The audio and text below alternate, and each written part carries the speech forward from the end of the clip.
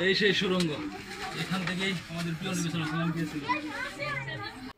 এই সেই জায়গা যে জায়গায় পবিত্র কুরআন নাজিল হয়েছিল। এই গুহা দিয়ে এই রাস্তা ধরে আমাদের প্রিয় নবী সাল্লাল্লাহু আলাইহি ওয়াসাল্লাম গিয়েছিলেন সেই গুহায়, যে গুহায় কুরআন নাজিল হয়েছিল। এই সেই গুহা যে গুহায় পবিত্র কুরআন নাজিল হয়েছিল। প্রিয় দর্শক, আসসালামু আলাইকুম ওয়া রাহমাতুল্লাহি ওয়া বারাকাতুহু। আজ আমি আপনাদেরকে যে গুহায়, যে পাহাড়ে, যে পর্বতে পবিত্র কুরআন নাজিল হয়েছিল সেই জায়গাটি সম্পূর্ণ আপনাদেরকে ঘুরে ঘুরে দেখাবো। তাই আপনাদেরকে অনুরোধ করছি ভিডিওটি শেষ পর্যন্ত দেখবেন, তাহলে সব কিছু দেখতে পারবেন ইনশাল্লাহ। সম্পূর্ণ জায়গাগুলি আমি আপনাদেরকে দেখাবো, তাই সাথে থাকুন। এই পাহাড়টির নাম হয়েছে জাবালে নূর। ইতিহাসের এক অন্যতম স্থান জাবালে নূর, যা ইসলামের সূচনা লগ্নের সাক্ষী। এটি সেই পাহাড় যেখানে সর্বপ্রথম পবিত্র কুরআনের ওহী নাজিল হয়েছিল। আজ আমরা এই ঐতিহাসিক স্থান সম্পর্কে বিস্তারিত জানব। কিভাবে এখানে মহানবী সাল্লাল্লাহু আলাইহি ওয়াসাল্লাম ধ্যানমগ্ন থাকতেন, কিভাবে প্রথম ওহী এসেছিল এবং কিভাবে এই গুহা ইসলামের ইতিহাসের এক অবিচ্ছেদ্য অংশ হয়ে উঠেছে। এই দেখেন রাস্তাটি, এই রাস্তা দিয়ে আমরা যাচ্ছি। এই রাস্তাটি আগে ছিল না, এখন সৌদি সরকার এই রাস্তাটি বানিয়ে দিয়েছে মানুষের সুবিধার জন্য, যাতে সবাই এই জায়গাটি যেতে পারে। মহানবী সাল্লাল্লাহু আলাইহি সাল্লাম যখন আসতেন তখন এগুলা ছিল না, তখন সব ছিল পাহাড়, পাহাড়ই পাহাড়, সব ছিল পাথর। তাই দেখতে থাকেন, সম্পূর্ণ জায়গাগুলো আমি আপনাদেরকে দেখাবো। জাবালে নূর, যার অর্থ হলো আলুর পাহাড়। এই দেখেন সিঁড়িগুলা, এই সিঁড়িগুলা দিয়েই উঠতে হয়। এই সিঁড়িগুলো আগে ছিল না, এখন সৌদি সরকার সিঁড়িগুলা বানাচ্ছে, কমপ্লিট হয় নাই, কাজ চলতেছে। কিছুদিন পরে গাড়ি যাওয়ার ব্যবস্থাও করতেছে, গাড়িও পাহাড়ের উপরে উঠে যাবে। অনেক কষ্টকর জায়গা। এই সিঁড়ি দিয়ে আমরা আস্তে আস্তে উপরের দিকে উঠতেছিলাম। এই পাহাড়ের উচ্চতা প্রায় 640 মিটার, যা 2100 ফুট, এবং এর চূড়ায় পৌঁছানোর জন্য প্রায় 1200 সিঁড়ি রয়েছে। এই 1200 সিঁড়ি বেয়ে বেয়ে উঠতে হয় পাহাড়ের চূড়ায়। অনেক উঁচু পাহাড়, অনেক কষ্টকর। এই পাহাড়ে উঠতে কমসে কম 1.5 থেকে 2 ঘন্টা সময় লাগে। জাবালে নূর, যার অর্থ হচ্ছে আলুর পাহাড় বা আলুর পর্বত, সৌদি আরবের মক্কা নগরীর কাছে অবস্থিত একটি ঐতিহাসিক পাহাড়। এই পাহাড়ের চূড়ার কাছে অবস্থিত গারে হেরা, যেখানে আমাদের প্রিয় নবী মুহাম্মদ সাল্লাল্লাহু আলাইহি ওয়াসাল্লাম ধ্যান করতেন, এবং এখানেই আল্লাহ তাআলা প্রথম ওহী নাজিল করেছিলেন।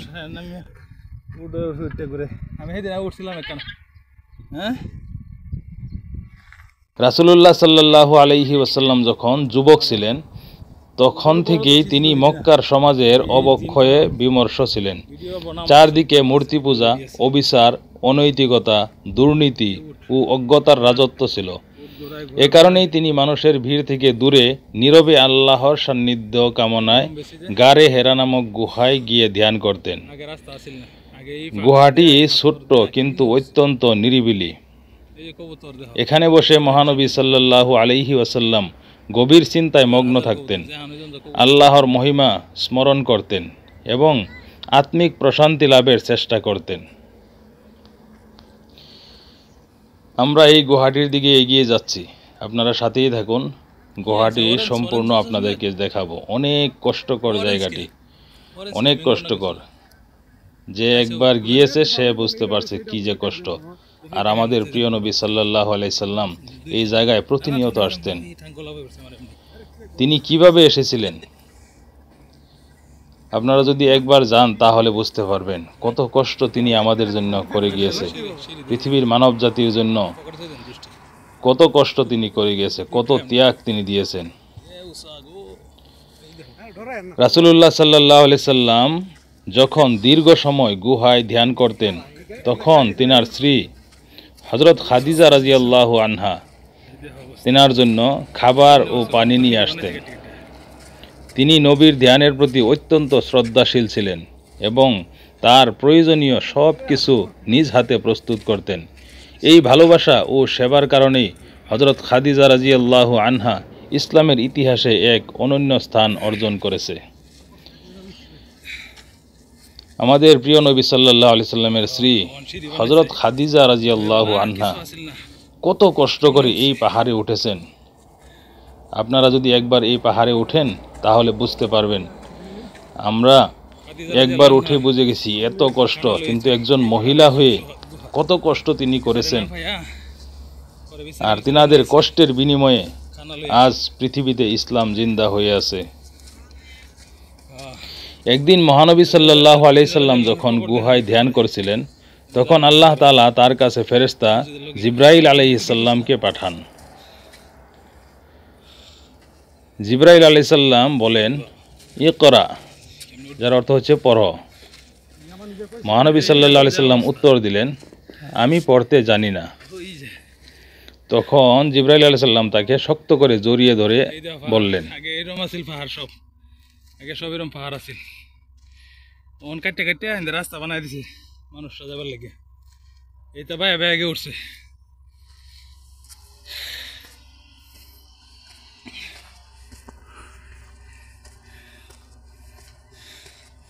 আগে এই যেরম পাহাড় আছিল সব এরম আছিল। পড়ো, তোমার প্রভু সর্বশ্রেষ্ঠ, যিনি কলমের সাহায্যে শিক্ষা দিয়েছেন, মানুষকে যা সে জানত না তা শিক্ষা দিয়েছেন। সূরা আলাক আয়াত 1 থেকে 5। এটাই ছিল পবিত্র কোরআনের প্রথম ওহী, যা কোরআনের আয়াত ইকরা বিসমি রব্বিকাল্লাযী খলাক। এই আয়াতটি প্রথমে নাজিল হয়েছিল এই গুহাটিতে। সেই গুহাটিতেই আপনাদেরকে নিয়ে যাচ্ছি। দেখতে থাকেন, সামনে সেই গুহাটি আসবে, গুহাটি দেখতে পারবেন। এই সেই পাহাড়, এই পাহাড় বেয়ে বেয়ে প্রিয় নবী সাল্লাল্লাহু আলাইহি সাল্লাম সব সময় আসতেন এখানে। তিনি সেই গুহায় এসে ধ্যান করতেন। প্রথম ওহী নাজিল হওয়ার পর মহানবী সাল্লাল্লাহু আলাইহি সাল্লাম চরম ভীত ও বিস্মিত হয়ে পড়েন। দ্রুত গুহা থেকে বেরিয়ে তিনি মক্কায় ফিরে যান এবং সরাসরি হযরত খাদিজা রাদিয়াল্লাহু আনহার কাছে যান। তিনি কম্পিত কণ্ঠে বললেন, আমাকে ডেকে দাও, আমাকে ডেকে দাও। হযরত খাদিজা রাদিয়াল্লাহু আনহা তাকে চাদর দিয়ে জড়িয়ে দিলেন এবং শান্ত করলেন।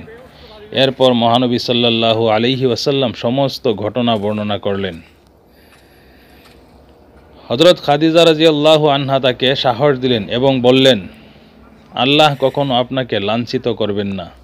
আপনি আত্মীয়দের সঙ্গে সদ্য ব্যবহার করেন, অসহায়দের সাহায্য করেন, দুঃখীদের কষ্ট লাঘব করেন, মেহমানদের আপ্যায়ন করেন এবং সত্যের পথে দৃঢ় থাকেন।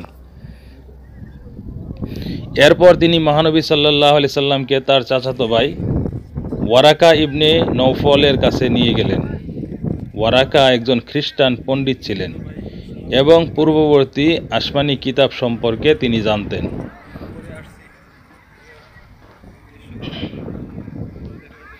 ওয়ারাকা সব শুনে বললেন, এটাই সেই ফেরেশতা যিনি পূর্ববর্তী নবীদের কাছে এসেছিলেন। যদি আমি বেঁচে থাকতাম তবে আমি আপনাকে সাহায্য করতাম যখন আপনার সম্প্রদায় আপনাকে বহিষ্কার করবে। এই যে সামনে যে গুহাটি দেখতেছেন, এটি সেই গুহা। সেই গুহাটিতে আপনাদেরকে নিয়ে যাব। আপনারা ভিডিওটি শেষ পর্যন্ত দেখেন, তাহলে দেখতে পারবেন কত কষ্টকর জায়গা। মহানবী সাল্লাল্লাহু আলাইহি সাল্লাম বিস্মিত হয়ে বললেন, তারা কি আমাকে বহিষ্কার করবে? ওয়ারাকা বললেন, হ্যাঁ, কারণ যেই সত্যের বার্তা নিয়ে এসেছে তারই শত্রু তৈরি হয়েছে। এই ঘটনার পর মহানবী সাল্লাল্লাহু আলাইহি সাল্লাম ধীরে ধীরে বুঝতে পারলেন আল্লাহ তাকে সমগ্র মানব জাতির জন্য নবী হিসাবে মনোনীত করেছেন। শুরু হলো নবুয়তের নতুন অধ্যায়, যেখানে তিনি মানুষকে একত্ববাদ, ন্যায় বিচার এবং সত্যের দিকে আহ্বান করতে থাকলেন।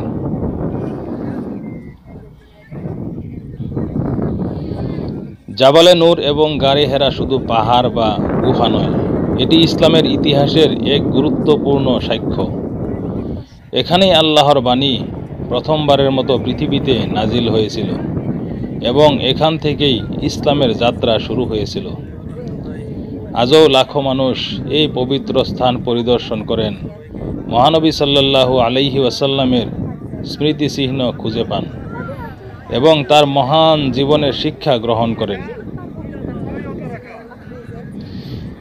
এই যে গুহাটি দেখতেছেন সামনে, যে দেখা যাচ্ছে মানুষের অনেক ভিড়, এটি সেই জায়গা যে জায়গায় পবিত্র কুরআন নাজিল হয়েছিল।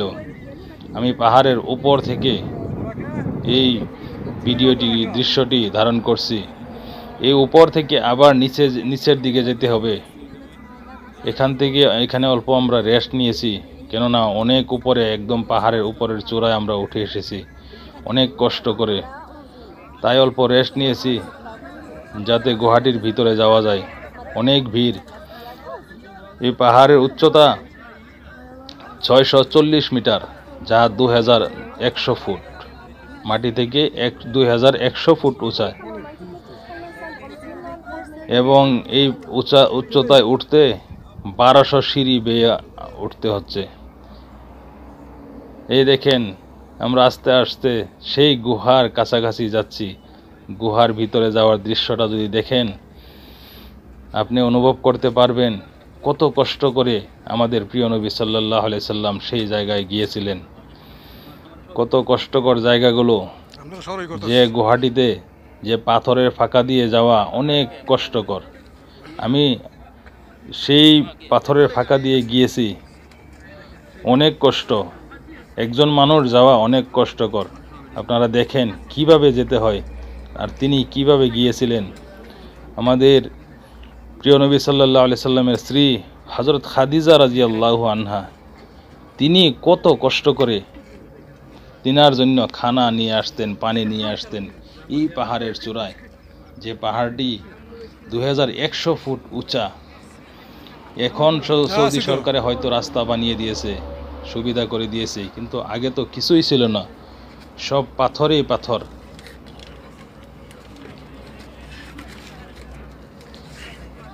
এই দেখেন কিভাবে যেতে হয়। এই সেই সুড়ঙ্গ, এখান থেকেই আমাদের প্রিয় নবী সাল্লাল্লাহু আলাইহি ওয়াসাল্লাম গিয়েছিল। उधर से भी मेरा बेटा रास्ता है, इधर से इधर थोड़ा आ जाए आप, इधर से ही आ जाए।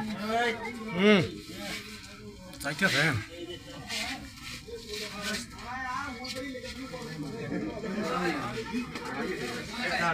যতই কষ্ট হোক জায়গাটা দেখবই, জায়গাটিতে যাবই, সেই প্রতিশ্রুতি নিয়ে আজ এসেছি। কেননা আমাদের নবীজি, প্রিয় নবী, কত কষ্ট করে সেই জায়গায় এসেছিল। তিনার কষ্টের তুলনায় আমাদের কষ্ট তো কিছু সামান্য নগণ্য। তাই জায়গাটি আপনাদেরকে দেখাবো আর নিজেও সেই তৃপ্তি নেব যে জায়গায় পবিত্র বাণী, পবিত্র কুরআন নাজিল হয়েছিল। দেখেন কত কষ্টকর জায়গা, কিভাবে যেতে হয়। আল্লাহু আকবার।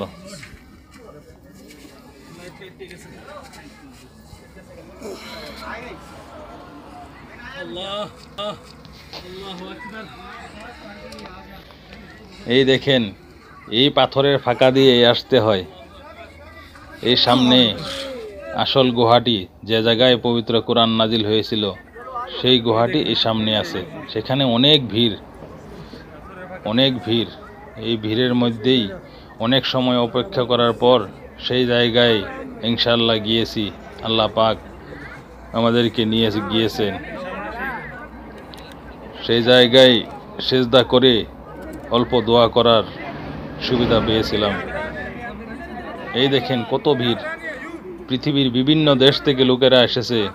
সবাই এই জায়গাটি দেখার জন্যে, আমাদের প্রিয় নবী যে জায়গায় বসে ধ্যান করতেন সেই জায়গাটি দেখার জন্যে, সেই জায়গায় অল্প দোয়া করার জন্যে সবাই অপেক্ষারত। সবাই মনে তৃপ্তি নেওয়ার জন্য এখানে অপেক্ষা করছে। আমিও সেই মুহূর্তে অনেক অপেক্ষা করছিলাম, অনেক মিস করছিলাম আমাদের প্রিয় নবী সাল্লাল্লাহু আলাইহি সাল্লামকে। তিনি কি কষ্ট আমাদের জন্য করে গিয়েছেন। দেখতে থাকেন সামনে গুহাটি। অনেক অপেক্ষার পর সেই গুহাটির ভিতরে যেতে পেরেছিলাম। সেই গুহাটিতে গিয়ে সেজদা করে অল্প দোয়া করার সুবিধা পেয়েছিলাম।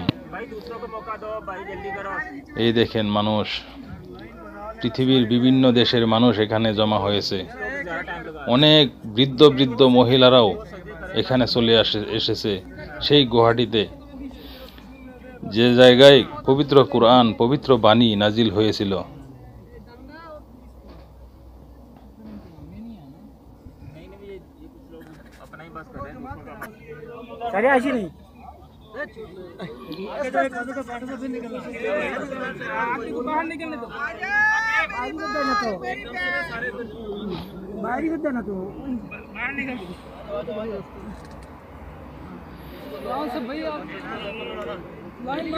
এই গুহাটিতেই প্রিয় নবী সাল্লাল্লাহু আলাইহি সাল্লামের স্ত্রী হযরত খাদিজা রাদিয়াল্লাহু আনহা তিনার জন্য খানা নিয়ে আসতেন, পানি নিয়ে আসতেন, কত কষ্ট করে তিনি আসতেন। এত উচ্চতায় কিভাবে উঠেছেন তিনি একজন সাধারণ মহিলা হয়ে। আর মহানবী সাল্লাল্লাহু আলাইহি সাল্লামের বাড়ি থেকে এই গুহাটির দূরত্ব প্রায় 4 কিলোমিটার। 4 কিলোমিটার দূরত্বয় তিনি পাহাড় বেয়ে বেয়ে এদিকে কিভাবে এসেছিলেন। আর এত উঁচু পাহাড়, আমার জীবনে কখনো এরকম উঁচু পাহাড়ে উঠি নাই, কিন্তু পবিত্র কোরআন যে জায়গায় নাজিল হয়েছে সেটা তো না উঠে আর যেতে পারি না, সেটা দেখতেই হবে। তাই যতই কষ্ট হোক, কষ্ট ভেঙে হলেও সেই জায়গায় উঠেছি। আল্লাহ কবুল করেছেন। আল্লাহর কাছে বারবার দোয়া করেছি, আল্লাহ এই জায়গা না দেখিয়ে, এই জায়গায় চুম্বন না করে যাতে না যেতে পারি। আল্লাহ আমাদের দোয়া কবুল করেছেন এবং সেই জায়গাটি দেখার জন্য আমাদেরকে সাহায্য করেছেন। একদিন মহানবী সাল্লাল্লাহু আলাইহি সাল্লাম যখন গুহায় ধ্যান করছিলেন, তখন আল্লাহ তাআলা তার কাছে ফেরেশতা জিবরাইল আলাইহিস সালামকে পাঠান। জিবরাইল আলাইহিস সালাম এসে বললেন, পড়ো, ইকরা। মহানবী সাল্লাল্লাহু আলাইহি সাল্লাম উত্তর দিলেন, আমি পড়তে জানি না। তখন জিবরাইল আলাইহিস সালাম তাকে শক্ত করে জড়িয়ে ধরে আবার বললেন, পড়ো তোমার প্রভুর নামে, যিনি সৃষ্টি করেছেন। তিনি মানুষকে এক জমাট রক্ত থেকে সৃষ্টি করেছেন। পড়ো তোমার প্রভু সর্বশ্রেষ্ঠ, যিনি কলমের সাহায্যে শিক্ষা দিয়েছেন মানুষকে, যা সে জানত না তা শিক্ষা দিয়েছেন। এই গুহাতেই সেই পবিত্র বাণী প্রথম নাজিল হয়েছিল। আল্লাহ সবাইকে এই জায়গাগুলো দেখার তৌফিক দান করুন।